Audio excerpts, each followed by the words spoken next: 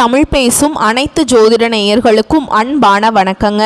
மிதுன ராசிக்கு இந்த பதிவுனால என்ன நன்மை இருக்கு அப்படின்னு யோசிக்கிறீங்களா? அதை தெரிஞ்சுக்கிறதுக்கு முன்னாடி முருகப்பெருமான மனதார வேண்டிக்கோங்க. நீங்களும் நான் சொல்ற மந்திரத்தை 3 முறை சொல்லிக்கிட்டே உங்களால முடிஞ்சதுன்னா கமெண்ட் பாக்ஸ்ல ஒரு முறை கமெண்ட் பண்ணுங்க. ஓம் முருகா போற்றி, ஓம் முருகா போற்றி, ஓம் முருகா போற்றி.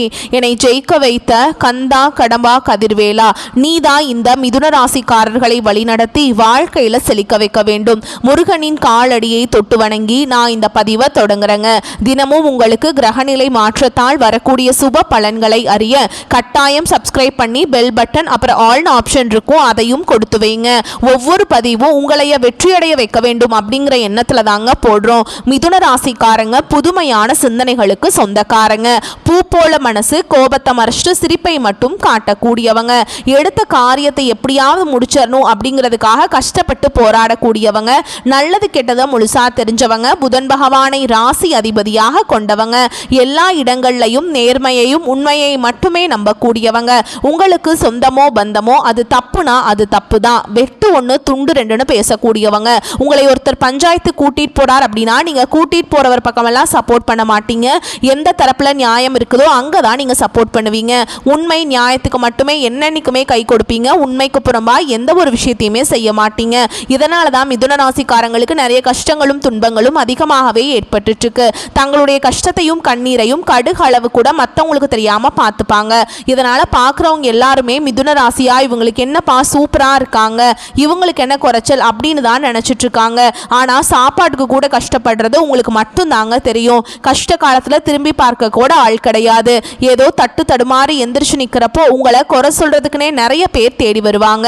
உங்க சொந்தக்காரங்க நண்பர்களுக்கு ஒரு தேவை இருக்குதுன்னா மட்டும்தான் உங்ககிட்ட வருவாங்க.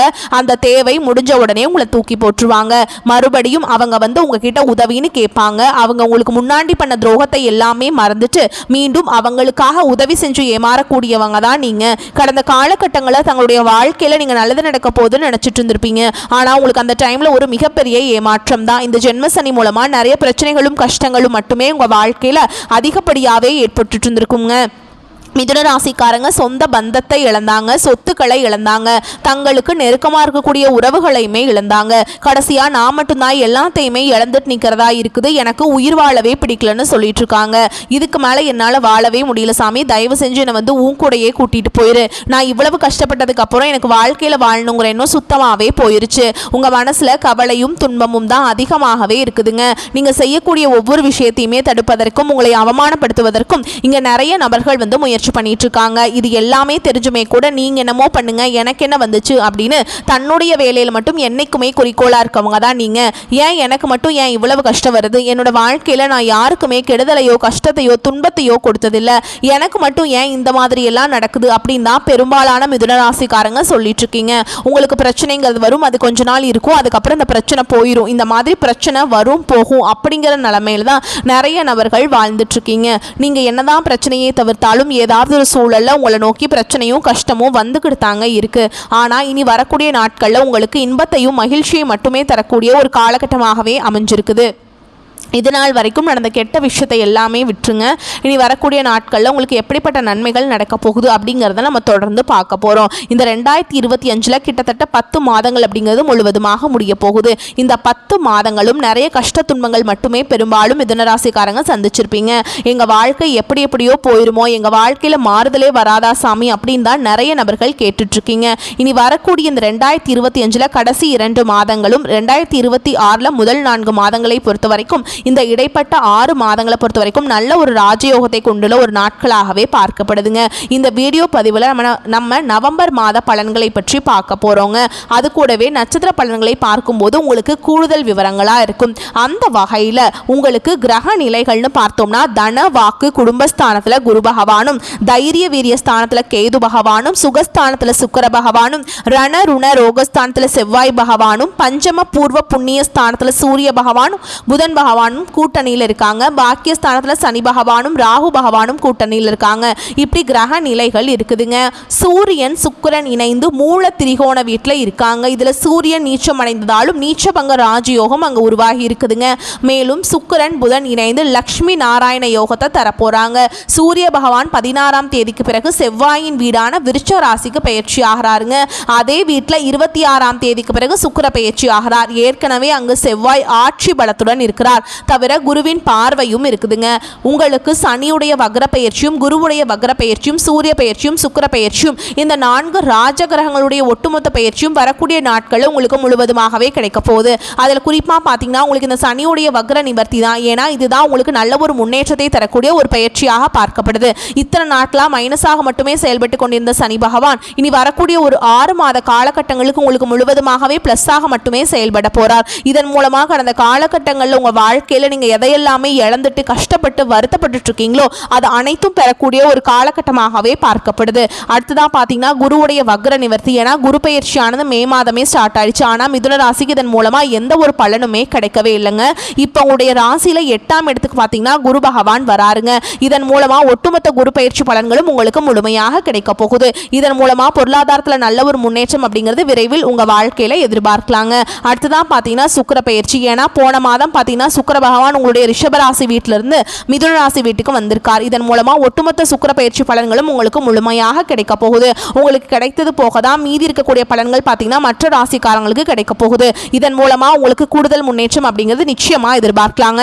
கடந்த காலகட்டங்களில் நல்ல ஒரு வேலைங்கிறது கிடைச்சிருக்காது. ஏதோ கிடைக்கிற வேலைக்கு ஒரு 10,000 சம்பளத்துக்கோ 15,000 சம்பளத்துக்கோ பிடிக்காத ஒரு வேலையை குடும்ப கஷ்டத்துக்காக வேற வழியே இல்லாமல் செஞ்சுட்டு இருந்திருப்பீங்க. ஆனால் இனி வரக்கூடிய நாட்களில் நீங்கள் படித்த படிப்புக்கு ஏற்ற மாதிரியும் உங்களுக்கு பிடிச்ச மாதிரியும் நீங்கள் ஒரு அரசாங்க வேலைக்கு ட்ரை பண்ணாலும் சரி, ஒரு ஐடி ஜாபோ பிரைவேட் ஜாபோ பேங்க் ஜாபோ நீங்கள் எங்கே வேலைக்கு ட்ரை பண்ணாலும் அந்த ஜாப் அப்படிங்கிறது உங்களுக்கு நிச்சயமாக கிடைக்க போகுதுங்க.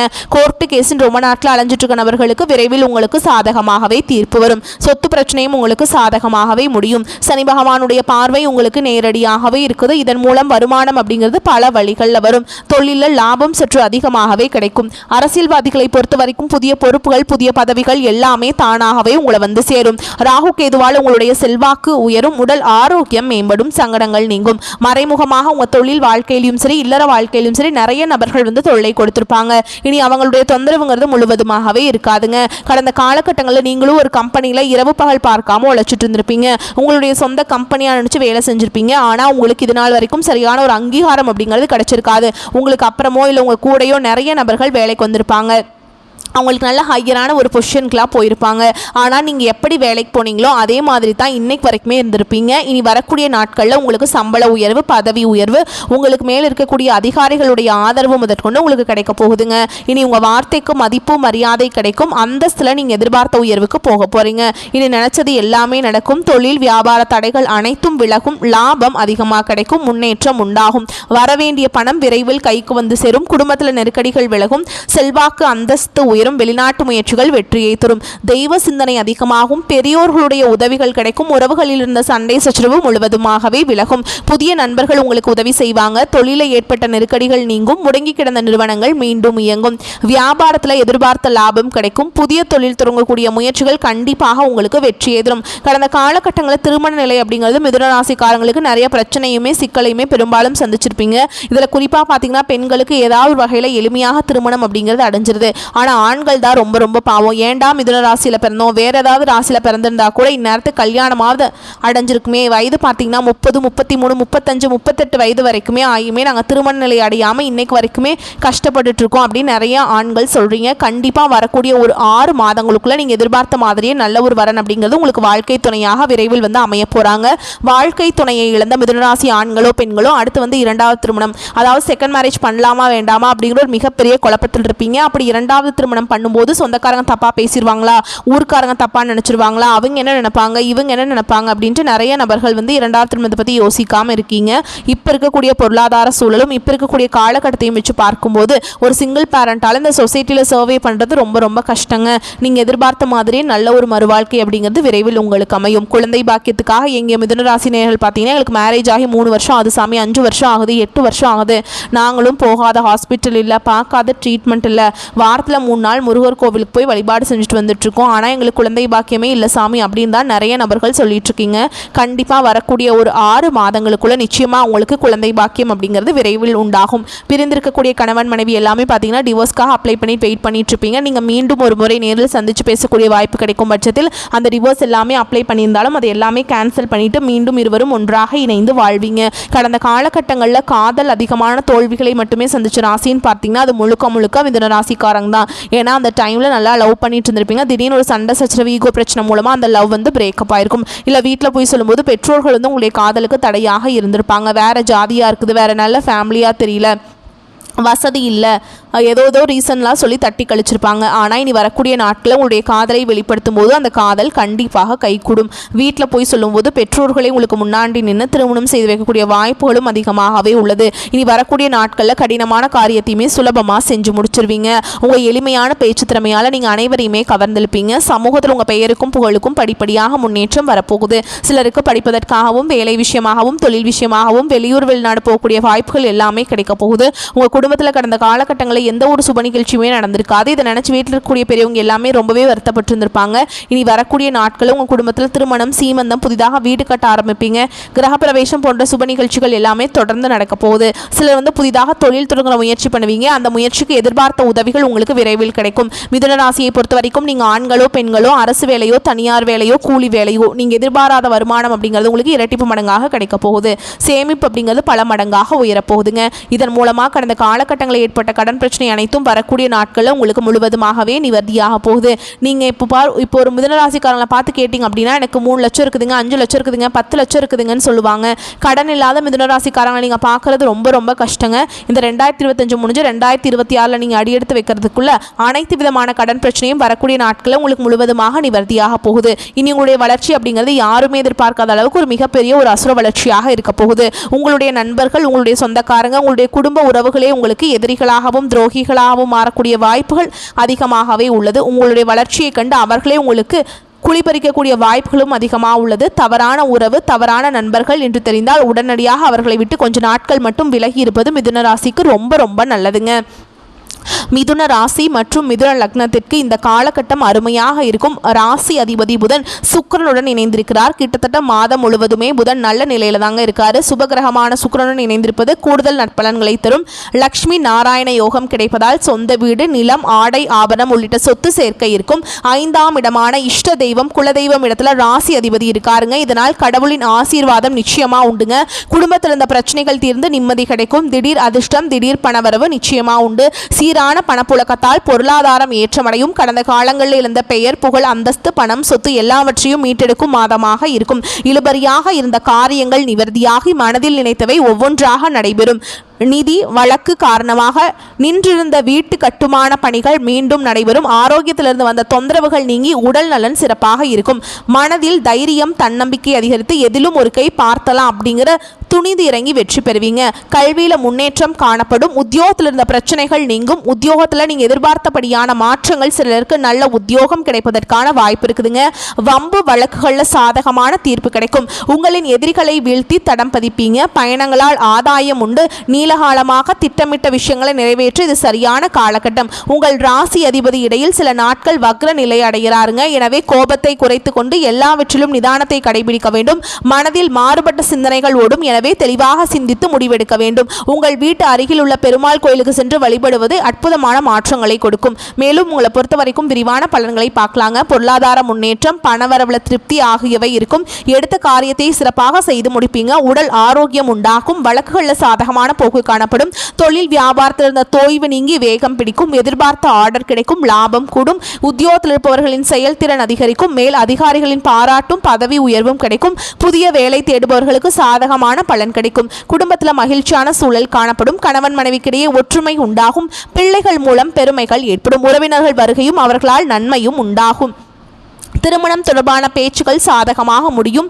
வீடு வாகனம் வாங்குவது அல்லது புதுப்பிப்பதில் நாட்டம் அதிகரிக்கும். பெண்களுக்கு எடுத்த காரியத்தை திறமையாக செய்து முடிப்பீங்க. மாணவர்களுக்கு கல்வி பற்றிய கவலைகள் நீங்கும். பாடங்கள் படிப்பதில் வேகம் காட்டுவீங்க. பாராட்டுகள் கிடைக்கலாம். உங்களை பொறுத்த வரைக்கும் நட்சத்திர பலன்களை பார்க்கலாங்க. அந்த வகையில் மிருகசீரிஷ நட்சத்திரம் 3ஆம் பாதம் 4ஆம் பாதம். உங்களை பொறுத்த வரைக்கும் குடும்பத்தில் உறவினர் வருகை இருக்கும். கணவன் மனைவிக்கிடையே மகிழ்ச்சி நீடிக்கும். பிள்ளைகள் முன்னேற்றத்தில் அக்கறை காட்டுவீங்க. தந்தையின் உடல் நலத்தில் கவனம் தேவை.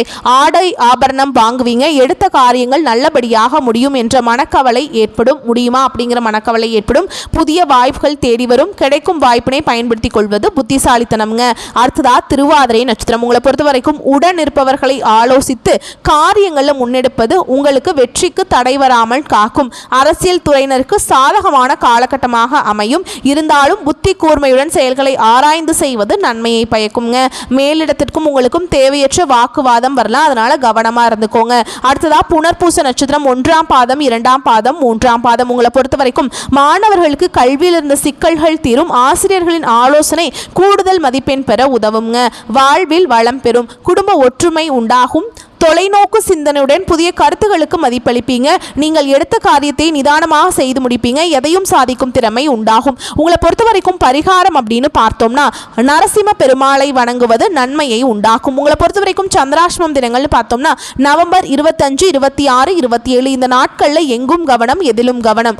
உங்களை பொறுத்த வரைக்கும் அதிர்ஷ்டமான தினங்கள்னு பார்த்தோம்னா நவம்பர் 17, 18 இந்த நாட்டில் சுபகாரியங்கள் செய்ய பயன்படுத்திக்கோங்க. நன்மைகளை கொண்டு முடியும்.